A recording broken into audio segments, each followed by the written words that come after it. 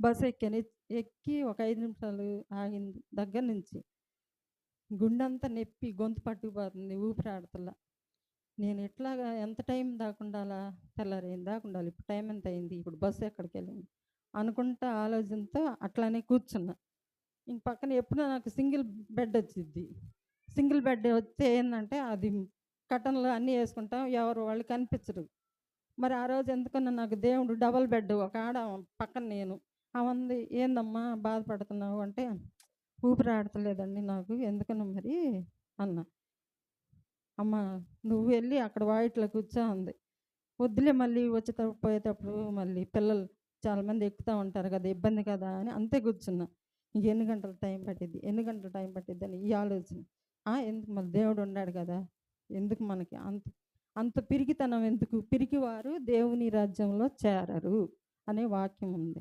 ఈ యొక్క వాక్యాలు అయన్నీ తలుచుకుంటా, అయ్యా యేసయ్యా నేను నీ బిడ్డను కదా! నేనెందుకు పిరికితనంగా ఉండాలా? పిరికితనం అనేది నాకు లేదు. ధైర్యంగా ఉండాలి. నాకు దేవుడున్నాడు కదా! దేవుడు నన్ను ఎప్పుడు చేయబట్టుకొని నిన్ను లేవనెత్తాను అని అదే ఆలోచనతో, అదే ప్రేరణతో ఉంటాననమాట. ఇంటి దగ్గర కూడా ఏదో వాక్యం చదువుకొని, ప్రార్థన చేసుకొని పడుకుంటా. ఒక్కదాన్నే కదా! ఎవరుండరు అనని.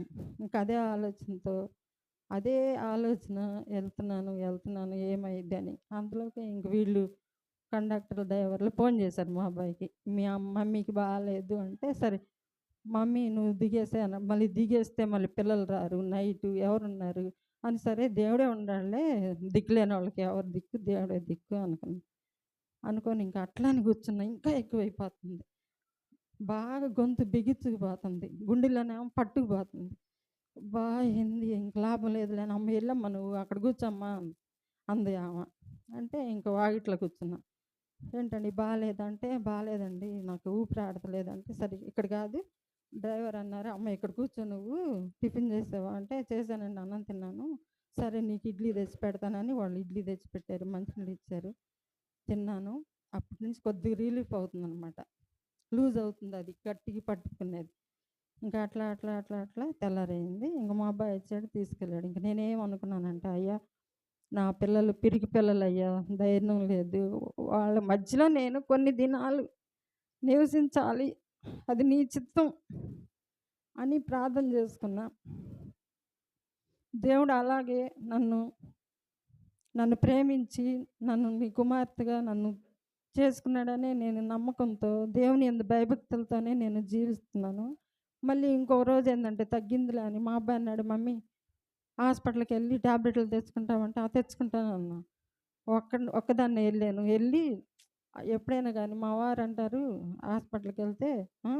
టాబ్లెట్లు ఊరకొస్తున్నాయని ఉండాలే నీయి చెప్పుకొని టాబ్లెట్లు తెచ్చుకుంటావు" అననంటాడు. అట్లా అని అసలు టాబ్లెట్లు కూడా ఉన్నా కూడా అసలు నేను యేసుకునేదాన్ని కాదు. ఏదో షుగర్‌కి ఒకటి యేసుకునేదాన్ని. ఎళ్లి ధైర్యంగా అక్కడ డాక్టర్లకి అందరికి చెప్పా, "ఇట్లా నొప్పొస్తుంది, ఊపిరాడట్లేదు" అంటే, "వెంటనే ఈసీజీ తీపిచ్చుకోమ్మా" అన్నారు. అంటే ఇంక ఈసీజీ తీశారు. ఒకటి తీశారు. అది వాళ్ళకి మరి ఏమైందేమో మరి మళ్ళీ ఇంకోటి ఇంజెక్షన్ చేసి మళ్ళీ ఇంకోటి తీశారు. "నువ్వు అర్జెంట్‌గా ఎళ్లి గుండె హాస్పిటల్‌కెళ్ళి చూయించుకో, టెస్టులు చేపించుకో" అన్నారు. సరే టెస్ట్‌లే కావాలిలే అనుకున్నా నేను. ఇటు చూస్తే మళ్ళీ అక్కడికెళ్తే మళ్ళీ అక్కడ కూడా అదే పరిస్థితొచ్చింది. 3 అంతస్తులు ఎళ్లి టెస్టులన్నీ చేపించుకున్నా. ఇంకొక టెస్ట్ ఉంది. ఆ టెస్ట్ చేపించుకునే తలకి నా పని అయిపోయిందనుకో. ఈ 3 అంతస్తులు దిగినాయి. ఈ లిఫ్ట్‌లో లేదు ఏమి లేదు. అన్ని గబగబా దిగి బయటకొచ్చి పడ్డా. బయటకొచ్చి పడితే ఇంక గార్డ్ అన్నాడు, "ఏందమ్మా ఇక్కడ కూర్చున్నావు?" అంటే, "నాకు ఊపిరి ఆడట్లేదండి" అన్నా. "సరేనమ్మా ఇక్కడ కూర్చో ఏం కాదులే" అంటే ఇంక అక్కడ కూర్చున్న అంతలోకి నా కొడుకొచ్చాడు. మెల్లిగా, "మమ్మీ నువ్వు హాస్పిటల్ అడ్మిట్ అవ్వాలంట" అన్నాడు. అసలు నాకేం రోగం ఉంది అడ్మిట్ అవ్వటానికి? టెస్ట్‌లే కదా! టెస్ట్‌లకి అడ్మిట్ ఏంది అని అనుకున్నా. మమ్మీ అడ్మిట్ అవ్వాలి. నేను మాత్రం ఈ నైట్ మాత్రం నేను హాస్పిటల్‌లో ఉండలేను. చచ్చిపోతానయ్యా. ఎళ్ళిపోదాం పదా అని ఇంకెళ్ళిపోయా. ఎళ్ళిపోయి ఆలోచించి ఆ నైట్ అంతా ప్రార్థన చేసుకున్నా. అయ్యా! ఏందయ్యా నా పరిస్థితి? నేను పిల్లల దగ్గర ఉండాలని వచ్చాను. ఏంది ఇలాంటి పరిస్థితి వచ్చిందని ఆ రాత్రంతా ఆలోచించుకొని, ఇంకా హాస్పిటల్‌కి ఎళ్ళొద్దు అని అనుకున్న సమయంలో మళ్ళీ దేవుడు నన్ను ధైర్యపరిచి, "నువ్వు హాస్పిటల్‌కెళ్ళి చూపించుకో" అని నన్ను వెంబడిస్తుందనమాట. ఇంకప్పుడు ధైర్యం పరుచుకొని ఇంక మా వోడికి చెప్పా, "అయ్యా! ఎళ్దామా?" అంటే, "ఆ! ఎళ్దాం మమ్మీ" అన్నాడు. ఎళ్తే మళ్ళీ అదే ఆయాసం వచ్చిద్దేమోనని కాసేపు నిలబడి మనిషినైతే ఉండాను గానీ, ఆలోచన అంతా అదే ఉంది. మా ఆవిడ ఏదో మాటలు చెప్పి ఎట్టాగొట్ట మరిపిచ్చాలని ప్రయత్నిస్తున్నా గూడా ఆలోచన అంతా అదే ఉంది ఉండాలి. ఎన్ని గంటలు ఉంచుతారో, ఏసీ ఏం పడట్లా, గుండె నొప్పొస్తుంది, గొంతంతా బిగిచిపోతుంది. ఏం జేయాలా? ఏం జేయాలా? అని ఇంకా ఆలోచించి సరే దేవుడే ఉన్నాడులే అని ధైర్యంగా ఎళ్ళా. ఎళ్ళిన కాసేపటికి యాంజియోగ్రామ్ చేయాలి అని తీసుకెళ్లారు. యాంజియోగ్రామ్ చేశారు. చేసిన తర్వాత ఇంక చెప్పారు, "ఇట్లాగా నీకు స్టంట్ ఎయ్యాలా, 4 పోయినియి, రెండేమో ముడుచుకున్నయి, 2 బాగా కొవ్వు పెరిగింది, మొత్తం బూడిపోయినియి" అనని. ఏందబ్బా! అసలు ఇలా జరిగిందేంది? ఇంత యాక్టివ్‌గా ఉంటా గదా! ఏమి జ్వరము, జలుబు, దగ్గు ఏమి రాదసలు నాకు. అలాంటి దాన్ని ఏందబ్బా! ఇలా జరిగిందని ఇంక దేవుడినే తలుసుకుంటా ఉండా. మళ్ళీ అది కాక ఒక ఒక మాట ఎప్పుడు మనసులో అనుకుంటా. మనకి భయమెందుకు? మన చర్చిలో ప్రేయర్ జరిగిద్ది గదా! మనందరి గురించి ప్రార్థన జేస్తారు. మనం ఎందుకు భయపడాలా?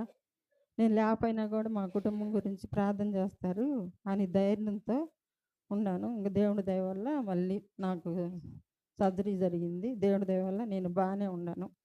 మళ్ళీ మా ఇంటికి తిరిగొచ్చానంటే దేవుని కృప.